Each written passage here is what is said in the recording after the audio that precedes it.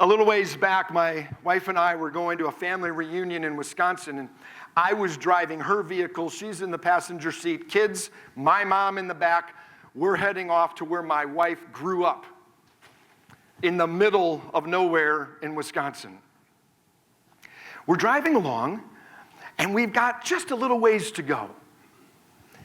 My wife says to me, "Hey, it looks like you're about empty there, and this is one of the last gas stations. You need to pull over and get some gas." Now, I don't know how you are when you drive, but I'm the one driving. And the universal signal for a referee when they've heard enough from a coach, and by the way, my wife's a referee too. The universal signal to a referee to a coach when we've heard enough is that. And when my wife said to me, "You should pull over and get some gas," I just reacted. There was no stimulus, there's no space between stimulus and response. I got my hand on the wheel and I just went like this. How well do you think that went? She's like, "You're gonna run out." I'm like, "We're gonna be fine." I'm pushing the buttons. 32 miles to get there, 24 miles to empty, no problem. Efficient driving, always a little extra in the bottom of the tank. We're going along. She's like, "Babe, seriously, I don't know if there's another gas station. You aren't going to make it." I look down. It says 22 miles to go, 20 miles to empty. See? I've improved. Awesome. And then the whole screen went blank. And then the screen said, and this isn't an EV. This is a gas-powered vehicle. And it says, "Powering down."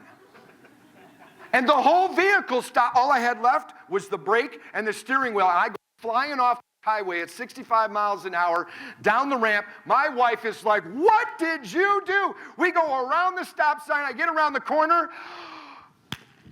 Gas station. And the car stopped. We didn't make it. My son and I got out and we're getting ready to push this vehicle up.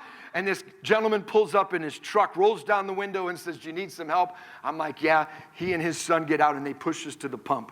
I fill that baby up. I get back in. I sit down. I said, "I'm sorry." Nobody spoke for 20 minutes. We got to our destination. She just throws open the door, goes flying inside, and I'm like, "I got to get the baby out of the car."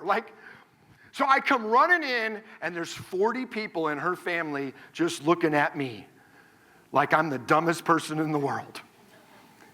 And I walked in, and they're like, "What did you do?" I said, "Well, I needed more material for my keynotes."